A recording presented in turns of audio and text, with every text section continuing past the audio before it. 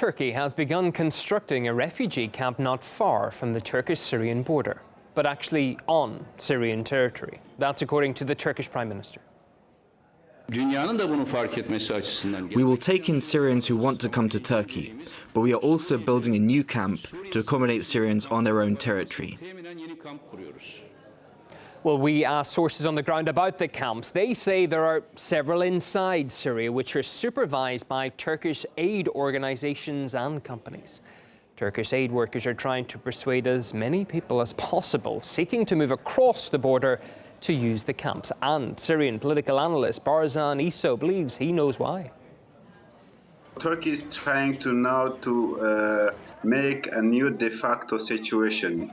This de facto situation is to keep the refugees or people who are fleeing from the war inside Syria and to impose the international community and especially NATO to give them permission or to give them, in fact, to give them support to establish a camp or a buffer zone inside Syrian border. They cleaned, in fact, this area to establish this camp, as this camp would be very close to the border cross and it's under control of Turkish allies. And both the Turkish embassy in Damascus and Ankara itself are yet to respond to RT's inquiries about the construction of the new camp. I don't think that they have sought and got permission from the Syrian government because looking at the situation, the Syrian government would deny such permission if asked. Meanwhile, this footage obtained by our video agency shows another camp set up by Turkey inside the Syrian border. Most of the refugees here are escaping the war-torn province of Aleppo.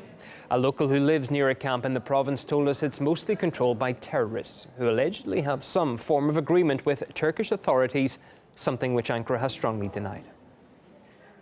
The refugee camp was built a week ago on Syrian territory near the Turkish border. The camp is only for Turkmen and Arabs, and the Kurds are forbidden from entering. The facility is administered by Turkey, but controlled by Al-Nusra Front and other Al-Qaeda-linked groups. They man the checkpoints leading into the camp.